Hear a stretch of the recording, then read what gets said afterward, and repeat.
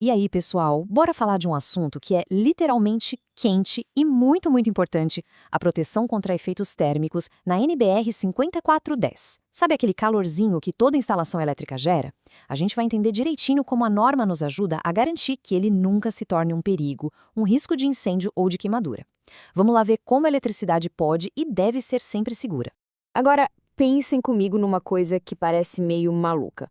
O que uma parede, uma simples parede, e uma fogueira podem ter em comum? Parece que nada, né? Mas a resposta é bem séria. Pois é, exatamente isso. Uma instalação elétrica mal projetada ou mal executada tem o poder de transformar a coisa mais inofensiva num ponto de ignição. E é por isso que hoje a gente vai usar a NBR 5410 como nosso guia para jogar uma luz nesse perigo que muitas vezes fica escondido atrás da parede. Para a gente entender tudo isso direitinho, nosso papo vai seguir por esses 6 pontos aqui. A gente começa entendendo essa ameaça invisível do calor, depois a gente vai conhecer os princípios da proteção e, em seguida, os escudos que a norma oferece contra o fogo. Também vamos passar por regras super importantes para locais públicos, pela proteção contra queimaduras e, para fechar, vamos falar da nossa responsabilidade como profissionais. Tudo pronto? Então vamos nessa. Olha, não tem segredo. Por onde passa a corrente elétrica, tem calor. É o famoso efeito Joule, né? Em condições normais, esse calor é tranquilo, se dissipa pelo ambiente e vida que segue. O problema é quando as coisas saem do controle. Uma sobrecarga, uma conexão frouxa. Aí, esse calor deixa de ser inofensivo e vira um perigo real. Então, a norma, a NBR 5410, dá um nome para isso tudo: efeitos térmicos. Basicamente, são todos os perigos que o calor de uma instalação pode criar. E o texto da norma é bem direto ao ponto. O projeto precisa garantir que não haja risco de incêndio e que as pessoas e até os animais não sofram queimaduras ao tocarem parte da instalação. Simples e direto. Ok, se a gente já entendeu a ameaça, qual é a defesa? Bom, a norma nos entrega os escudos. E o primeiro deles, a nossa linha de frente na batalha contra o calor excessivo, são os princípios gerais de proteção. Vamos ver o que eles protegem. A proteção que a norma exige é, na verdade, uma proteção tripla. Primeiro, e mais óbvio, é proteger as pessoas e os animais de se queimarem. Segundo, é proteger o patrimônio, ou seja, evitar que o calor inicie um incêndio ou estrague os materiais da construção. E terceiro, um ponto fundamental: o calor de um equipamento não pode prejudicar o funcionamento de outro que esteja perto. É evitar aquele efeito dominó perigoso dentro da instalação. Beleza, já entendemos o porquê de se proteger. Agora, como a gente faz isso na prática? A norma nos dá um verdadeiro manual de táticas para evitar que a instalação elétrica coloque fogo no prédio.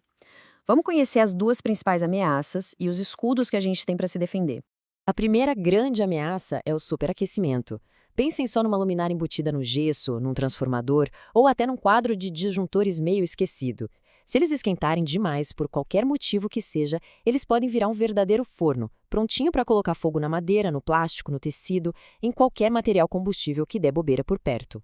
E para lutar contra esse superaquecimento, a gente tem 3 escudos principais: usar materiais que não conduzem bem o calor, criar barreiras físicas à prova de fogo ou simplesmente garantir uma distância segura. Na prática, o que isso significa? Imagina aquele spot de luz forte numa vitrine, bem pertinho de uma cortina de tecido. Essa distância, bem calculada, é o que separa uma vitrine bonita de um incêndio de grandes proporções. Agora, a gente tem uma segunda ameaça que é bem mais sorrateira: os arcos elétricos e as centelhas. Sabe aquela faísca que um interruptor faz quando a gente acende a luz? Ou um disjuntor atuando? Em 99% das vezes, não é nada.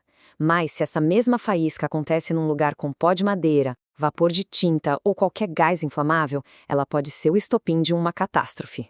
E é aqui que a gente vê como a norma pensa em tudo. O escudo contra arcos e centelhas tem que ter uma dupla função. Ele precisa aguentar a energia do arco, sem se destruir, claro, mas ele também não pode pegar fogo e nem deixar o calor passar para o outro lado. É uma proteção completa, que já considera o pior cenário possível para garantir a segurança. Bom, se proteger a nossa casa já é importante, imagina em lugares como shoppings, escolas, hospitais, lugares com muita gente. Nesses locais, a segurança não é só fundamental, ela é vital. O nosso escudo aqui precisa ser reforçado, porque a prioridade número 1 é garantir a evacuação segura de todo mundo. Para lidar com isso, a norma tem uma classificação, os famosos locais BD. Basicamente, é uma forma de medir o quão difícil seria escapar de um lugar em uma emergência. BD2 seria um galpão grande com pouca gente. BD3, um teatro lotado, mas com saídas perto. E BD4, o mais crítico, um shopping gigante cheio de gente com corredores que parecem não ter fim. Quanto maior o BD, mais rigorosa a regra.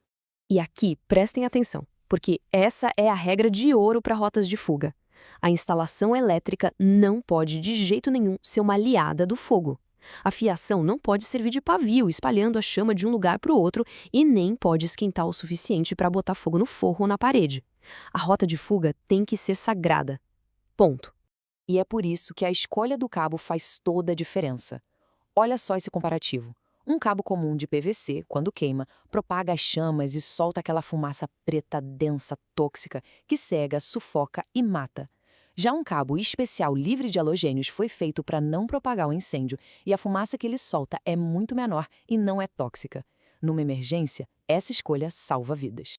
A gente já falou muito sobre proteger o prédio, sobre evitar um incêndio.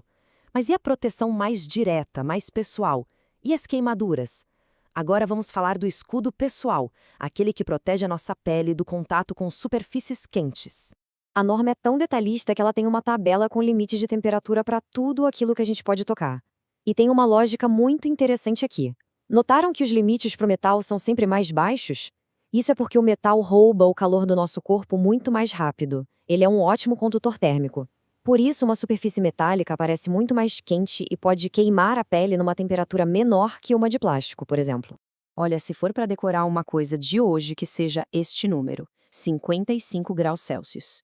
Essa é a temperatura máxima que uma maçaneta, uma alavanca de metal, algo que alguém precise segurar com a mão, pode atingir. Pode parecer pouco, mas é um limite de segurança que evita muitas queimaduras sérias. Bom, a gente passou por tudo isso, as ameaças do calor, os escudos da norma, as regras para locais públicos, os limites de temperatura, mas, no fim do dia, fica uma pergunta, né? De que adianta tudo isso estar escrito no papel se não for aplicado na prática? Pensem assim. A norma te dá um manual de instruções, o projeto do escudo. Mas quem de fato constrói esse escudo, parafuso por parafuso, é o profissional. A segurança real não está no livro. Ela está na escolha certa do cabo, no aperto correto de um conector, numa manutenção bem feita. É isso que faz a teoria virar proteção de verdade.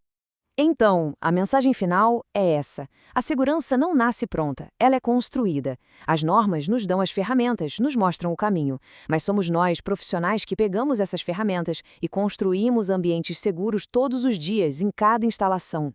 E a reflexão que fica é: o que pode ser feito amanhã para tornar as instalações elétricas por aí ainda mais seguras?